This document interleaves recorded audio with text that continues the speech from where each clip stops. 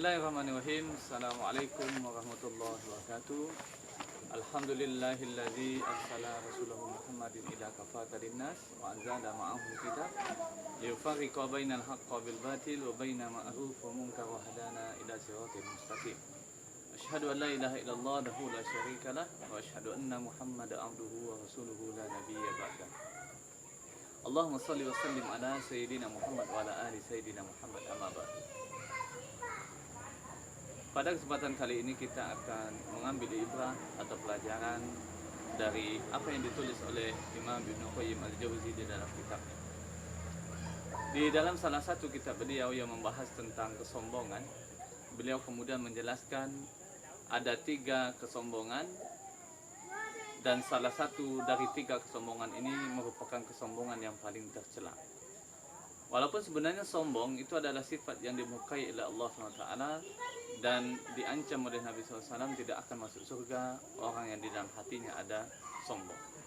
Namun dari 3 macam kesombongan, ada kesombongan yang paling tercela di antara kesombongan yang lain.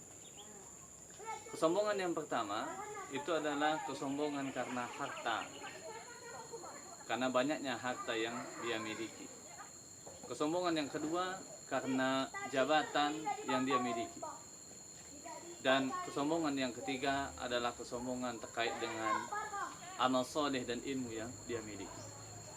Dari 3 kesombongan ini, kesombongan yang ketiga yaitu kesombongan atau membangga-banggakan amal soleh dan ilmu yang dia miliki merupakan kesombongan yang paling tercela dari 3 kesombongan yang lain.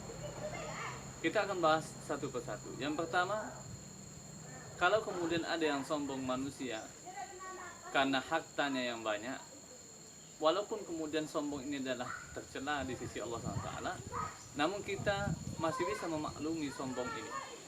Kenapa? Karena memang ketika seseorang sombong dan menyombongkan hartanya, karena memang ada yang dia sombongkan, di mana harta itu adalah sesuatu hal yang diinginkan oleh banyak orang, di mana semua manusia menginginkan harta yang berlimpah. Kalau kemudian dia menyombongkan hartanya yang banyak, rumahnya yang bagus, mobilnya yang banyak, kemudian harta-harta yang lain yang kemudian dia banggakan, maka kita masih bisa memakluminya. Kenapa? Karena harta adalah sesuatu hal yang diinginkan oleh semua manusia. Kita masih bisa memaklumi jika ada orang yang kemudian sombong karena memiliki harta. Yang kedua, orang yang sombong karena jabatan dan pangkat. Hal ini pun walaupun tercela di sisi Allah SWT, kita masih bisa kemudian memakluminya. Karena jabatan dan pangkat adalah sesuatu hal yang diinginkan oleh banyak orang. Di mana kadang sebagian orang ketika ingin mendapatkan jabatan dan pangkat, rela melakukan apapun. Maka ketika seseorang kemudian memiliki jabatan dan pangkat, kemudian dia sombong dengan pangkat dan jabatan itu, walaupun itu tercela, tapi masih bisa kemudian kita maklumi. Karena itu diinginkan oleh banyak orang. Itu kesombongan yang kedua. Kesombongan yang ketiga adalah kesombongan akan amal soleh dan ilmu yang dimiliki. Dan ini adalah kesombongan yang paling tercela dari 2 kesombongan yang lain. Kalau kemudian harta diinginkan oleh banyak orang, pangkat dan jabatan juga diinginkan oleh banyak orang, dan ada yang kemudian mau disombongkan, hartanya banyak kelihatan, pangkat dan jabatannya tinggi kelihatan. Tetapi kalau ada manusia kemudian mengaku sebagai hamba Allah, kemudian sombong akan amal soleh dan ilmunya, maka ini adalah kesombongan yang paling tercela. Apakah kemudian ada jaminan dari orang yang kemudian menyombongkan amal solehnya itu, kalau amal solehnya akan diterima oleh Allah SWT? Tentu tidak ada. Kalau kemudian amal solehnya tidak ada jaminan diterima oleh Allah SWT, kemudian apa yang dia sombongkan dari amal solehnya? Apa yang dia sombongkan dari rajinnya dia tahajud di tengah malam? Apa yang dia sombongkan ketika dia istiqomah kemudian sholat 5 waktu di masjid? Apa yang dia sombongkan ketika mampu membaca 1 juz di dalam 1 hari, bahkan bisa mengkhatamkan Al-Quran dalam 1 pekan? Apa yang akan dia sombongkan ketika dia bersedekah dalam jumlah yang banyak? Mungkin berangkat haji dan umrah berkali-kali. Kemudian semua amal soleh yang lain. Apa yang kemudian dia sombongkan dari ketaatannya kepada Allah SWT? Karena tidak ada satupun yang bisa menjamin bahwa amal solehnya itu diterima oleh Allah SWT. Maka Tidak ada alasan bagi seorang hamba Allah yang mengaku hamba Allah untuk menyombongkan amal soleh yang dia lakukan, karena satu pun tidak ada jaminan bahwa amal soleh itu diterima oleh Allah SWT. Yang kedua, ketika dia menyombongkan ilmu yang dia miliki, banyak kitab yang dia pelajari, banyak hadis yang dia hafal, kemudian dia menyombongkan diri di hadapan manusia atas banyaknya ilmu yang dia miliki, maka pertanyaannya, apakah ada jaminan kemudian ilmunya itu diberkahi Allah SWT? Apakah ada jaminan bagi orang tadi kemudian ilmunya sudah sesuai dengan tuntunan Nabi SAW? Bukankah salah satu tanda berkahnya ilmu seseorang itu adalah makin mendekatkan dirinya dan makin meningkat rasa takutnya kepada Allah SWT? Maka kesombongan yang ketiga ini, kesombongan terhadap amal soleh dan ilmu yang kita miliki, kata Imam Ibnu Qayyim Al-Jauzi, adalah kesombongan yang paling tercela dari semua bentuk kesombongan.